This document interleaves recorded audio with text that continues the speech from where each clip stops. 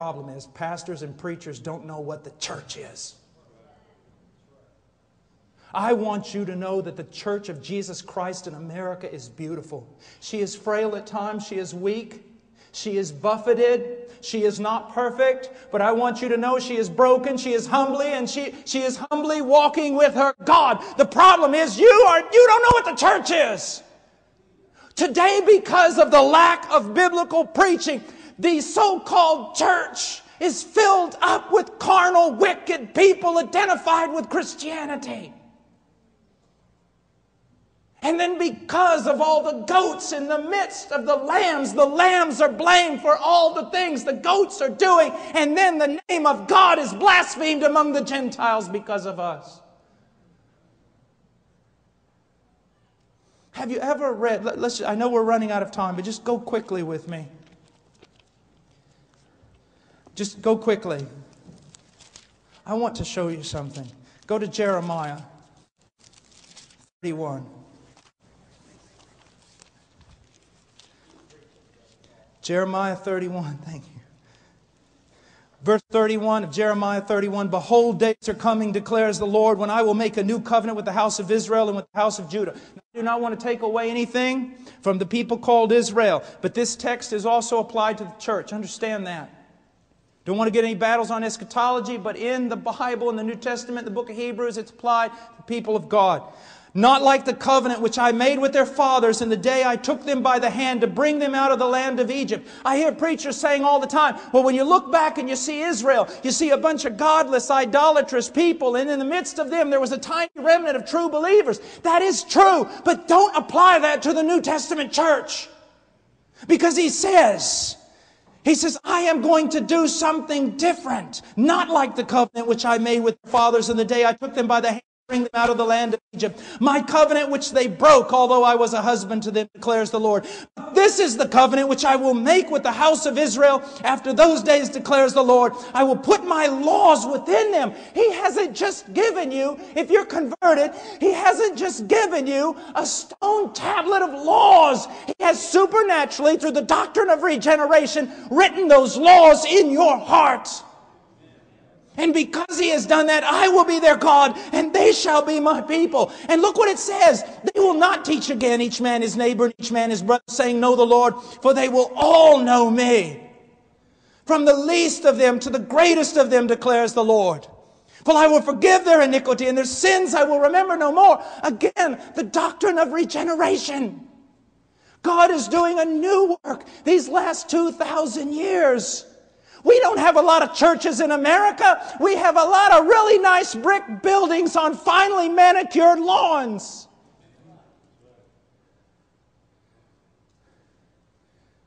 Just because someone says they're of the church or they're Christian doesn't make it so. Look what He says. They'll not even have to teach one another. And that doesn't mean there won't be teachers and preachers.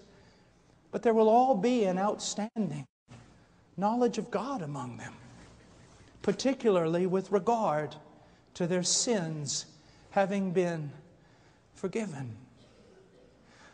Quickly, just look at 32, chapter 32. Verse 38. They shall be my people, and I will be their God.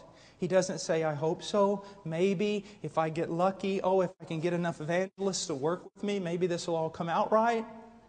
He says, I am going to pull a people for me.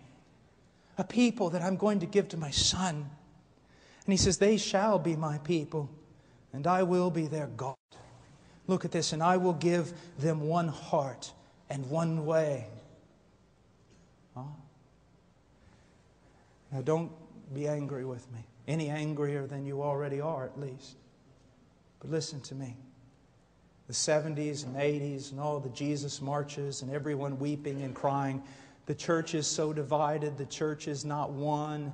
My dear friend, let me tell you something. If the church is not one, there is a prayer out there that God the Father did not answer for His Son. And this new covenant promise has failed. So I want to redirect you a little bit. I want to submit to you, the church is one. She's always been one. Have you ever sat down on an airplane or maybe met someone in a marketplace you didn't even know. And you being maybe Baptist or Mennonite or this or that, but truly evangelical, truly Christian, you talk to them for no more than a few minutes and you discover, bam, it's a believer. It's just a live one. And at that moment, you'd give your life for them. You'd give your life for them. I remember one time we were in Departamento Amazonas in Peru, and it was during the time of the Sendero Luminoso and the civil war that was going on there. We rode 22 hours up in the back of a grain truck under a black tarp, and at about midnight, we pulled the tarp off, the truck stopped, and we jumped off into the jungle. We stayed the night just at the edge of the jungle and made our ways up to a place called Ingenio in Tambolic.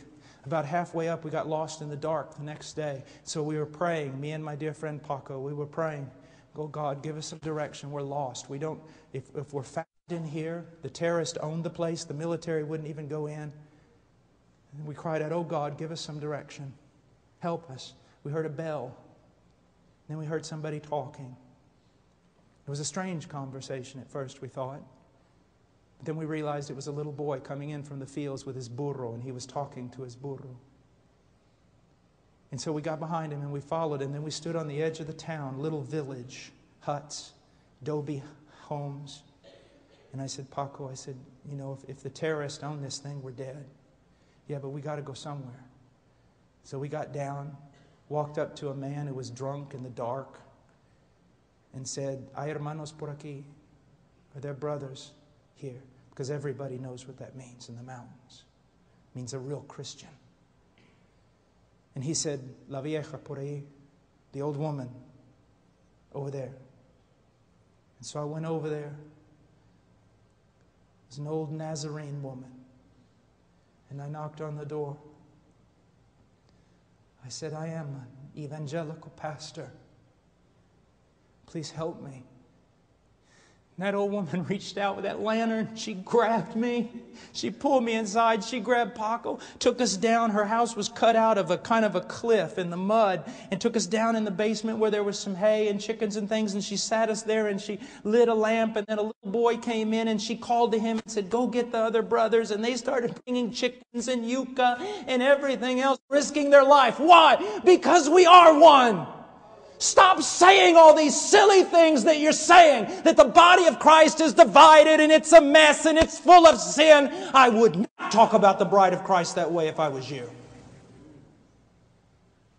What you've got is a bunch of goats and tares among the sheep. And because very little biblical, compassionate church discipline is practiced, they live among the sheep, they feed on the sheep, and they destroy the sheep. And those of you who are leaders in the church are going to pay a high penalty when you stand before the one who loves them. Because you did not have enough courage to stand up and confront the wicked. As a matter of fact, listen to me. The average scenario in North America with regard to churches, by and large, the churches are democracies, and I don't want to get into the ifs or pros or cons of that. But here's what happens. Because the preaching of the gospel is so low, the church is basically, the majority of it are carnal, lost people.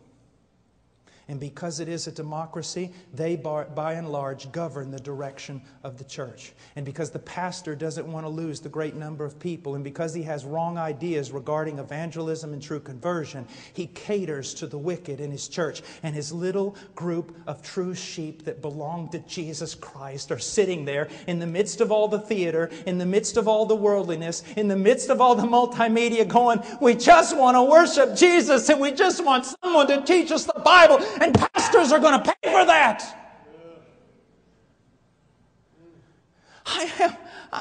It's true. It's just true. You're saying, oh, you're just angry. My dear friend, you know what it costs me to say this? It's true. Trying to keep together a bunch of wicked people while a little flock